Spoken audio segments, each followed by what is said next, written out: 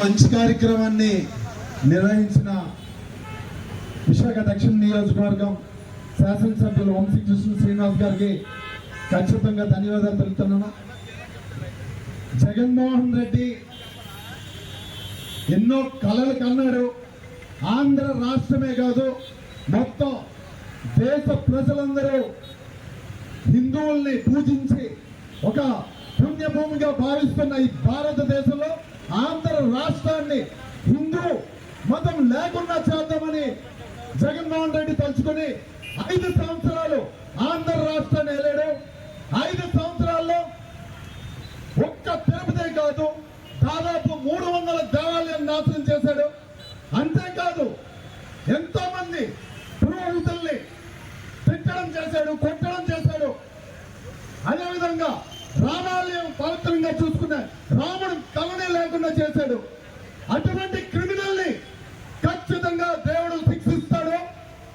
నీకు ఏ అధికారం ఉందని అన్ని మతస్థుల్ని ఒక చైర్మన్ గా టీటీడీ బోర్డుకి నువ్వు పెట్టావు జగన్మోహన్ రెడ్డి.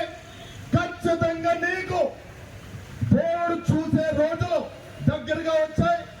అదేవిధంగా చెప్తున్నాను, మన రాష్ట్ర ముఖ్యమంత్రి చంద్రబాబు నాయుడు గారు కానీ, అదేవిధంగా మన డిప్యూటీ సీఎం పవన్ కళ్యాణ్ గారు కానీ ఖచ్చితంగా ఎవరైతే మనం కలియుగ దైవంగా భావిస్తున్నామో ఆ భగవంతునికి లడ్డుకి అపవిత్రం చేశాడో, ఒక జంతువుల కొవ్వుతోని, ఒక నూనె చేప నూనెతోని, ఒక ఎవరైనా సరే ఒక నెయ్యి అనుకుంటే ఏమనుకుంటారు, పాప నుంచి వచ్చింది అనుకుంటారు.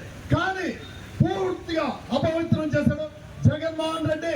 ఇక్కడ ఉన్న ప్రభుత్వం సాధారణమైన ప్రభుత్వం కాదు. అదేవిధంగా చంద్రబాబు నాయుడు గారు, పవన్ కళ్యాణ్ గారు, నరేంద్ర మోడీ గారు చాలా బలమైన ప్రభుత్వం. ఖచ్చితంగా నువ్వు శిక్షను పడాల్సిందే. నీకు శిక్ష దేవుడే కాకుండా ఆంధ్ర రాష్ట్ర ప్రజలు, ప్రపంచ వ్యాప్తంగా ఉన్న హిందువులు నీకు ఖచ్చితంగా శిక్ష విధిస్తారని కోరుకుంటూ సెలవు తీసుకున్నాం. నమో వెంకటేశ్వర.